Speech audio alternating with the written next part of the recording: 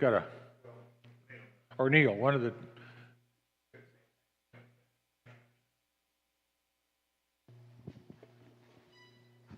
I don't really have anything to say. I just wanted to see him run. No, grace, the way I have taught it in the past is God's riches at Christ's expense. Okay. All right. Things that we received at someone else's expense. Exactly. Something we do not deserve and could never earn. Don't deserve it, never earned it. Spoken by Santa Claus.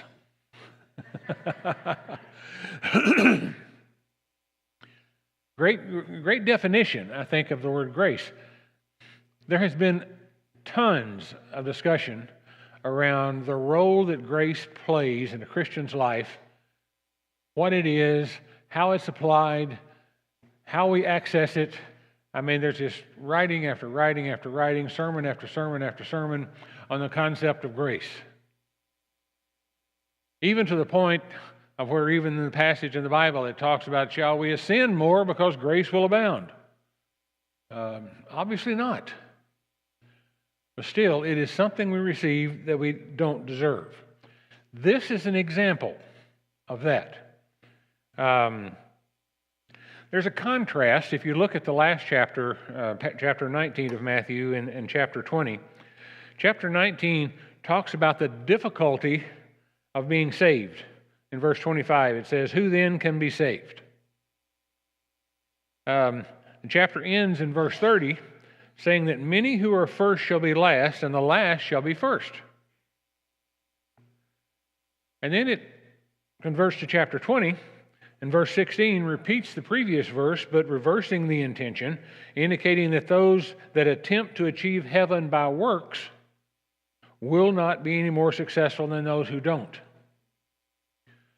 So it begins to surface this conversation around the role that grace plays in our life. I don't think there's any more important conversation than we can have as Christians than the role that grace plays in our life.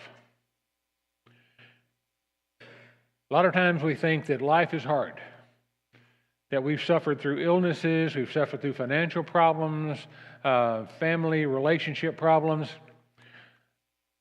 But when you look around, we are just amazingly blessed by the grace that God gives us. So there is a contrast between these two chapters. Now look what happens. What really happens in this example. First of all, how long was the workday?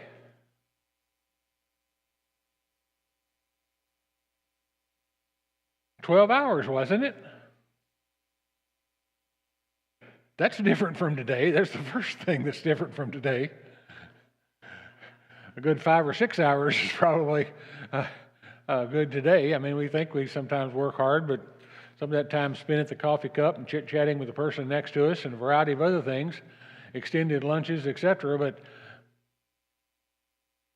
But 12 hours long, manual labor, working in a vineyard. You know, that wasn't easy work. You think, well, vineyard work's not all that difficult. I don't know where my wife found this, but she found a movie we were watching the last couple of nights sometime about a vineyard in France where they were trying to sell the vineyard, and they were trying to sell it because the guy was having a hard time keeping it up. And so a lot of people came to help him bring his vineyard back to life. But they were going down the rows, pruning the vines. It had to be done every winter. And it's back-breaking work. It wasn't standing up and doing something in front. It was bending over for hundreds of yards after hundreds of yards, hills and valleys, and where they were trying to bring this vineyard back to life. That's difficult work. And so he goes out at 6 a.m., roughly, daylight. And he reached agreement with individuals to go to work in his vineyard. And he's going to pay them a denarius in the New International Version. Some versions say a penny a day. That must have been the going rate, because they were very willing to accept that. How much is a denarius? Anybody have any idea?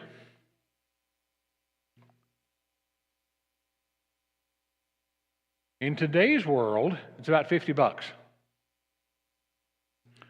So a penny a day, a denarius a day, wasn't a bad wage at that particular time.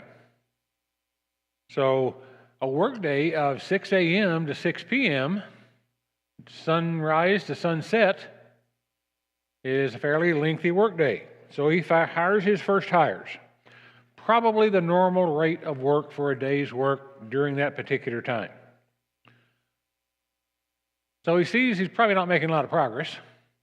So he goes back to the marketplace about 9 a.m., 3 hours later, and he sees some other people standing around and says, "Hey, you guys want to work in the vineyard? I'll pay you whatever's right." And they agreed, "Sure, we'll go work in the vineyard." Around lunchtime, he goes back to the marketplace. There are still other people standing around. "Hey, you guys want to go work in the vineyard?" "Sure, I'll pay you whatever's right." These hires must have known the landowner, because he didn't say an amount. They must have trusted him. They must have known him, and then he would be fair to them. 3 o'clock in the afternoon, he goes back to the marketplace. More people standing around. "Hey, you guys want to work in the vineyard?" "Sure, I'll pay you whatever's right." And the 11th hour, he goes back to the marketplace. "Why stand you here all day idle?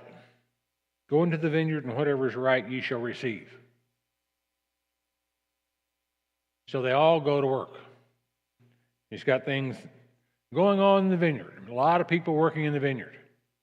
And then it becomes nightfall. And he tells his steward, his manager, pay them, starting with the last ones we hired first, and pay them what's right. And the steward paid them a penny. Each person who came received a penny, received a denarius, which is what he agreed to pay those that he talked to the first thing that morning at 6 a.m. And the people that were hired at 6 a.m. started saying it was unfair. So, here's my question. Was it unfair?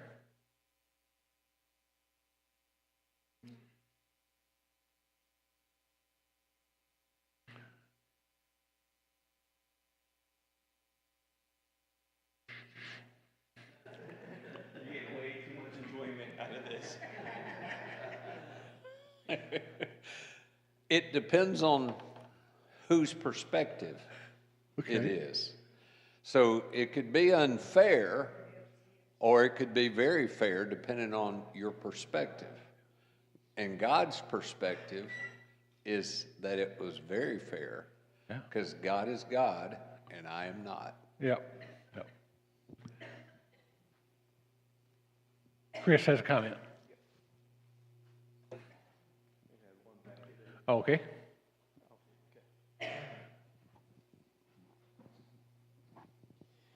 You know, I think in the secular world, if you take, religion and God out of it, it's would be considered unfair. I mean, there's no doubt that the way the world looks at things, that, if you work all day, you get your wage. And certainly I think you have something down here about fair labor practices and those sorts of things. And so, the way the world looks at it, that would be unfair. But, what makes sense to the world is confusing to God's people, and what God does is very confusing to the world. And so, it just kind of begs that whole theme throughout the New Testament that God's way is different. And man's way is confused by what God is trying to teach us. I pray that God does not apply the same judgment to me that I do to other people. Got one back and then up here. When I was first joining the workforce, I'd rode my bicycle around and looked for different places that would accept an application from a 15-year-old without any experience. And I got two offers, one from the local grocery store and another from Pizza Hut. And I thought, I'm 15, 16, pizza sounds good to me, so I took that job. And I really enjoyed it, enjoyed the work. It was easy, I was good at it. Told my friends about it. Many of them decided, hey, let me come join you at this job. I got them hired after the referral. I helped train them. And then one day we're sitting around the kitchen and we're talking to each other about what each other makes. And I found out that, I'm the tenured employee here with the skills and the knowledge to train other people, and I'm making less than the new hires. And I was frustrated. Yeah. Over, 50 cents an hour. Yeah. Right? And so when I read this story and I think about my experience in matters like this, I empathize with the laborers who were hired first. And then as you kind of read this story, there's some context that we don't get, but you see that Jesus, or that the vineyard owner agreed to a rate. And so you can assume or infer that there was a conversation about what these laborers would earn, and that both accepted those terms.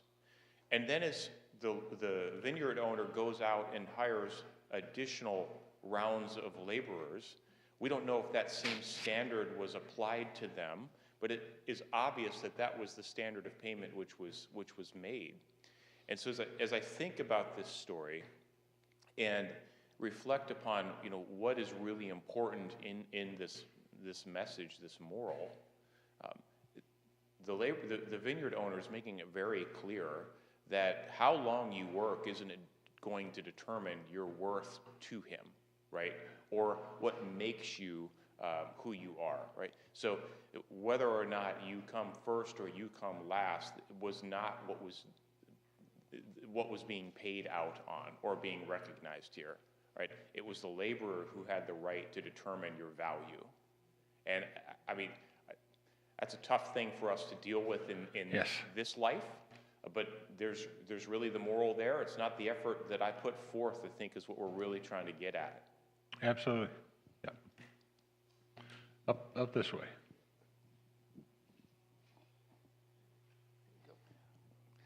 I was saying along the same lines that he just said there, when you look at the question, was it fair? Of course it was fair. The landowner told them in the very beginning, you work these hours, I will pay you this amount. And they agreed to it. I think the problem they had came more in verse 10, where it said they expected to receive more.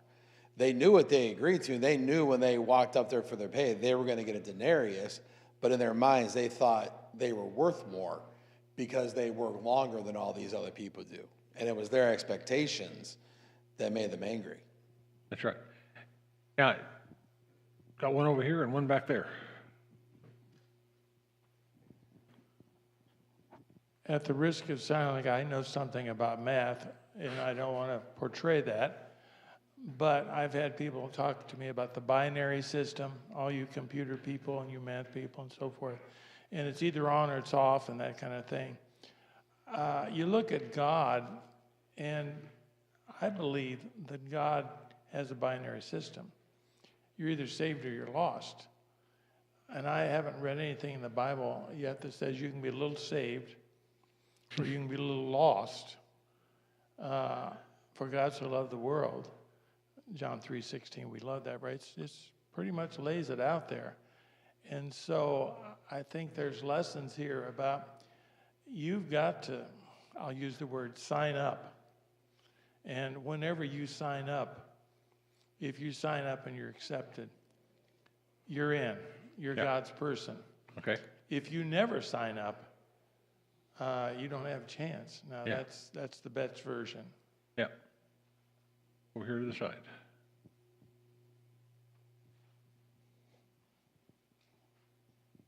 Well, this point sort of brings us back to your very opening of the word grace, because the landowner was showing a lot of grace to those that he hired later.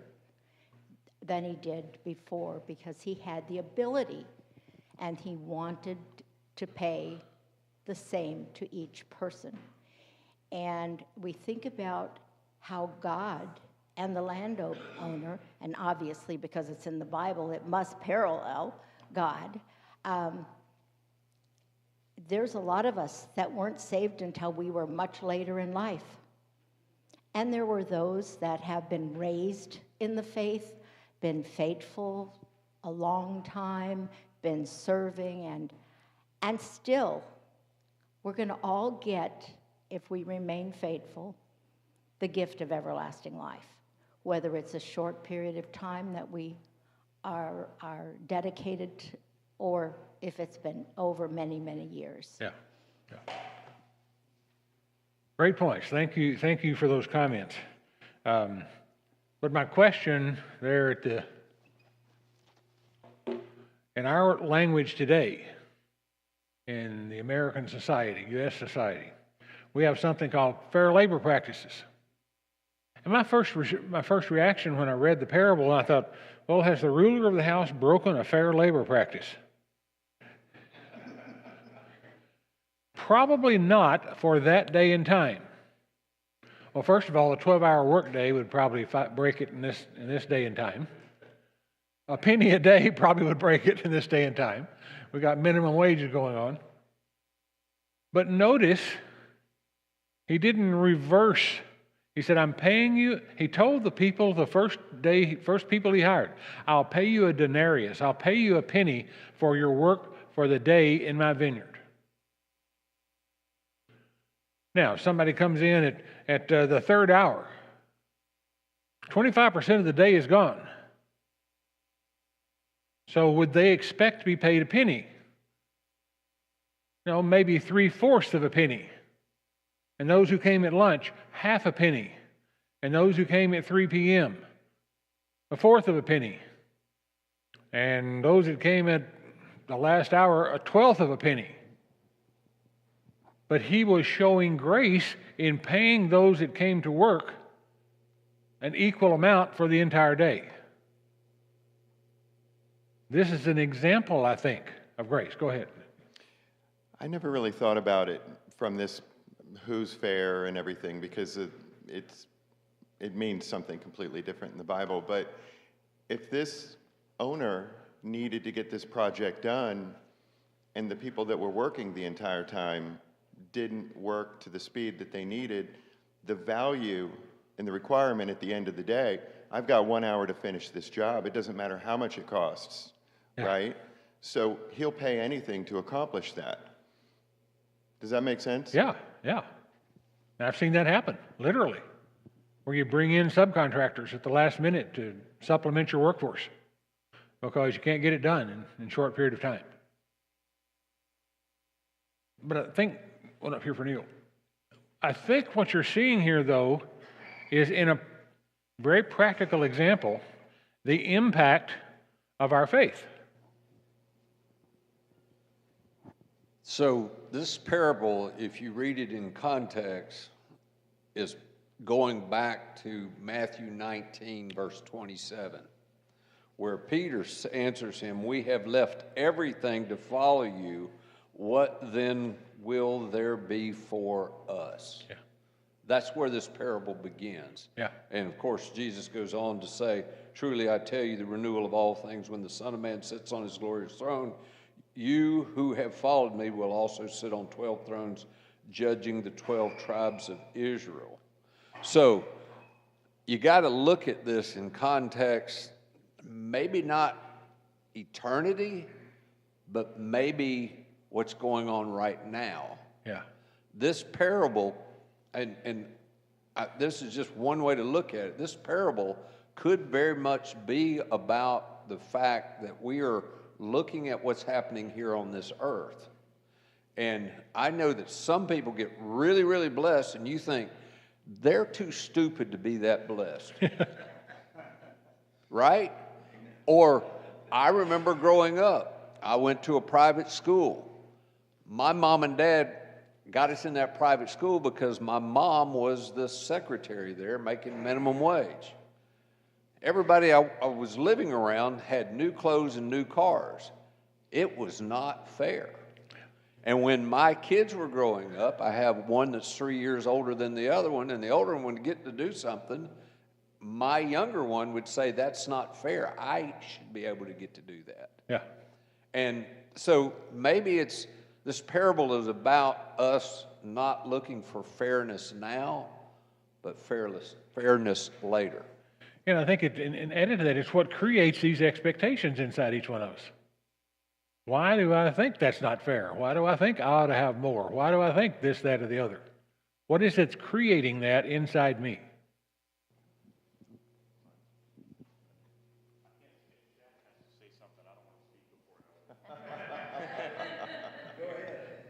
Probably more wise than this.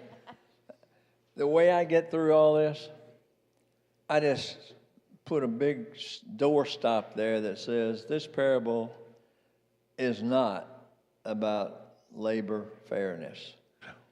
This parable just slams me in the face about the radical generosity of God. End of story. Boom.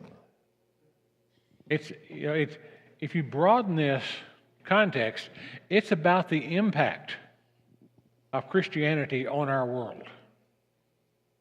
How we see the world is created, we see it through the lens of Christianity and what Jesus has promised us, which is a remarkably different way than people who have never had that contact see it. Got another comment. Yeah, and I wanted to appreciate Neil bringing that back to chapter 19, because the story bookends with the statement, the first shall be last and the last shall be first. And so you've got, I remember in college we call those the themes of reversal here in the Bible, and this is one of those. The story can, if we're paying attention, I think it can be instructive to us in the sense of what our expectations are for this life and what we receive, based upon our perceived effort and time, and what others receive. And I think that point's come up a little bit, but I think that's one worth underscoring a little bit more. Just because I've been in the church for 40 years doesn't